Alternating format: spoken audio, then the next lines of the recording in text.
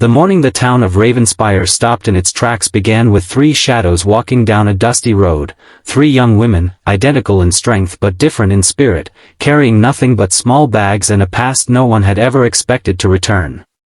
15 years earlier, no one believed those girls would survive, let alone come back. Before we dive into this unforgettable journey, take a moment to like, comment, share, and subscribe to Wisdom Story House if you believe in kindness and second chances, because this story is exactly about that. Back then, Haroon Qadri was a man most people overlooked. He was a thin, quiet laborer who worked long days fixing broken furniture and odd things around town. His clothes were always worn, his shoes barely holding together, and his small home sat at the far edge of Ravenspire where the roads turned to dust. People nodded at him out of politeness, but few truly saw him. Haroon had lost his wife years earlier during a harsh winter, leaving him alone with a grief that never quite faded. He had no children, no family left, and no reason, at least in the eyes of others, to take on any more hardship. But everything changed one afternoon when he found the three girls. They were sitting behind the old grain warehouse, huddled together like frightened birds. The eldest, barely 10, tried to shield the younger two with a fierce, protective stare. Their clothes were torn, their faces smudged with dirt, and their eyes held a kind of silence that spoke louder than cries. Most people had passed them that day, pretending not to notice. Haroon didn't. He didn't ask many questions. He simply sat down beside them and offered the bread he had saved for his dinner. They hesitated at first, then took it with trembling hands. That moment, small and fragile, became the beginning of something no one in Ravenspire could have predicted. The girls had no home. Their parents had vanished after a failed migration attempt, leaving them stranded. Authorities were slow, overwhelmed, and indifferent. The town whispered that it wasn't anyone's responsibility. But Haroon made a decision that very evening. He brought them home. The news spread quickly, and not kindly. People called him foolish. Some said he could barely feed himself, let alone three children. Others warned that taking in strangers would ruin what little stability he had left. Haroon listened to none of it. He gave the eldest girl the name Safia, because she had a quiet strength. The middle one became Meher, gentle and observant. The youngest, barely 5, he named Noor, because even in her fear, she carried a soft light. Life was not easy.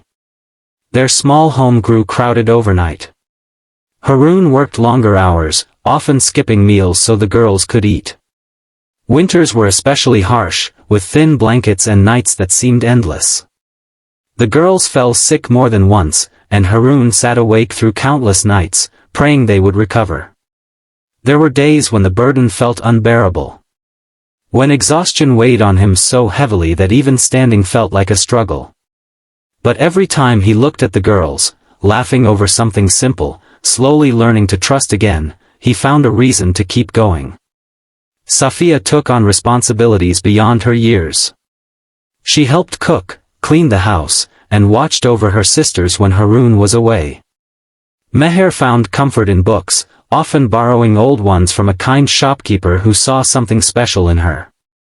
Noor, the youngest, brought laughter back into the house, her giggles filling spaces that had once been silent. The town watched from a distance. At first, it was skepticism. Then curiosity.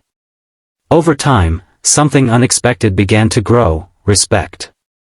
People noticed how the girls changed. Their fear softened into confidence. Their silence turned into voices. They began attending school, walking each morning with worn backpacks but heads held high. Haroon never sought recognition. He never told his story. He simply lived it. Years passed. Slowly, quietly, life began to shift. Safia excelled in her studies, earning a scholarship that allowed her to leave Ravenspire for a prestigious academy in the city. It was a bittersweet moment. Haroon was proud, but the house felt emptier without her steady presence. Meher followed a different path, drawn to medicine after witnessing the struggles of their early years. She studied tirelessly, eventually securing a place in a medical college far away. Noor, the youngest, surprised everyone. Her love for art turned into a passion for design. She left to pursue her dreams, carrying with her the warmth of the home Haroon had built. One by one, they left. And Haroon was alone again. But this time, it was different. The house still echoed with their memories, the laughter, the struggles, the quiet moments of togetherness. He held on to those like treasures. Though his body grew older and his steps slower, his heart carried a quiet pride. The town, too, had changed. People who once doubted him now spoke of him with admiration. Children grew up hearing stories of the man who had taken in 3 abandoned girls and raised them as his own. Still, as the years passed, a question lingered in everyone's mind. Would they ever come back? Then came that morning. The sun had barely risen when the first figure appeared on the road. Then a second. Then a third. By the time they reached the center of town, people had already begun to gather. There was something unmistakable about them, the way they walked, the quiet strength in their eyes. Safia was the first to be recognized. But she was no longer the frightened child people remembered. She stood tall, dressed in simple but elegant clothes, carrying herself with confidence. Beside her was Meher, now a doctor, her calm presence radiating assurance. And Noor, vibrant and creative, carried a spark that drew attention wherever she went. The town watched in stunned silence. They hadn't just returned. They had transformed. But the real shock came moments later. Instead of heading anywhere else, the 3 women walked straight toward the edge of town, toward the small, worn house where Haroon still lived. He was sitting outside, repairing an old chair, just as he had done for years. His hair had turned gray, his hands rough with time. He didn't notice them at first. Not until Noor ran forward. What followed was a moment no one who witnessed it would ever forget. The girls, no, the women, fell into his arms, and for the first time in years, Haroon broke down.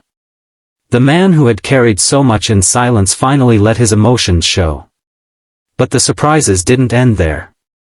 Over the following days, the town learned the full extent of what had happened. Safia had become a lawyer, dedicated to protecting vulnerable children. Meher had returned not just as a doctor, but with plans to build a small clinic in Ravenspire. Noor had established herself as a designer, and she brought with her resources to help rebuild parts of the town. Together, they had come back with a purpose. They didn't just want to see Haroon. They wanted to give back.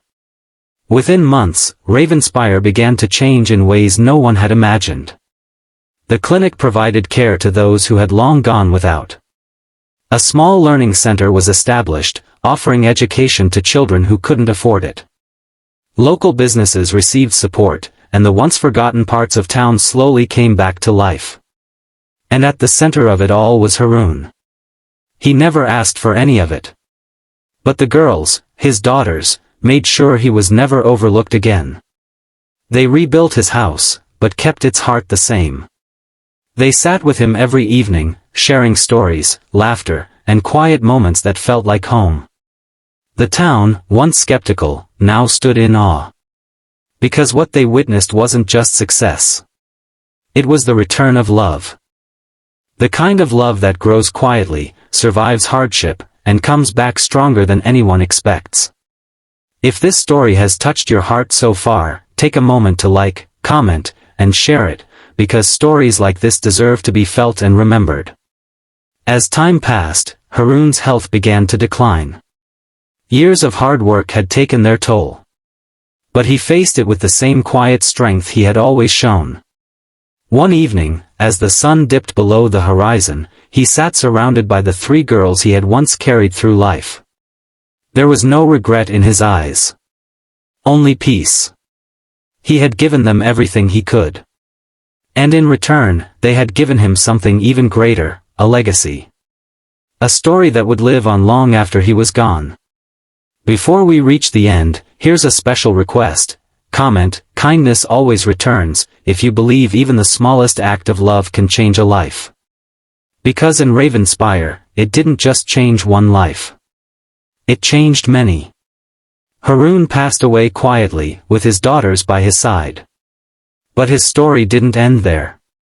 The clinic, the school, the renewed town, all stood as living proof of what one man's decision had created.